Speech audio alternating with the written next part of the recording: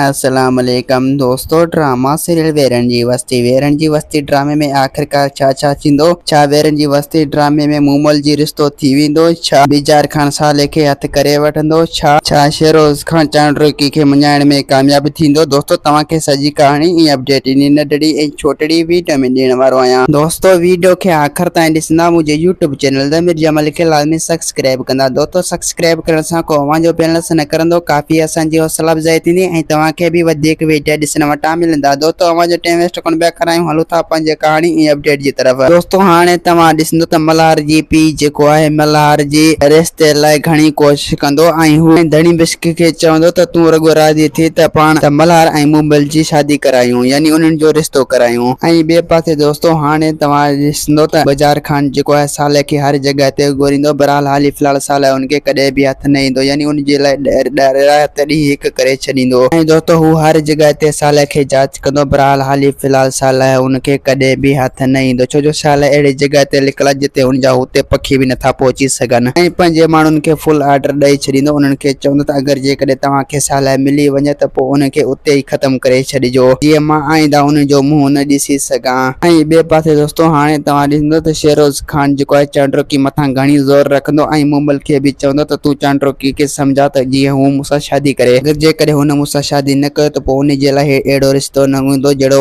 मां आहियां। चांडोकी चवंदो त तूं हिकु शैतान आहीं, मां तोखां शैतान सां कॾहिं बि शादी नथो करे सघां। अगरि जेकॾहिं मूं तोसां शादी कई त पोइ मुंहिंजी ज़िंदगी बर्बाद थी पवंदी तो जहिड़े शैतान सां। शेरोज खान चवंदो त चांडोकी तूं रुॻो हिकु चकर मुंहिंजी ॻाल्हि सम्झ ऐं तूं मूंसां शादी कर। अगरि जेकॾहिं तूं मूंसां शादी कयो त पोइ तुंहिंजी ज़िंदगी ठही वेंदी ऐं पोइ पाण ॿिनी ख़ुशियुनि जो ज़िंदगी गुज़ारींदासीं ऐं पोइ असांजी ज़िंदगी में ॾुख सूर कॾहिं बि न ईंदा। तूं रुॻो हिकु चकर शादी जे लाइ हा कर। दोस्तों उम्मीद त कहानी आई हूंदी अव्हांखे पसंदि। असांखे ॾींदा हाणे इजाज़त, वरी तव्हां सां मिलंदासीं कंहिं नई वीडियो में। जैसी थी पंहिंजो ख्यालु रखंदा। खुदा हाफ़िज़।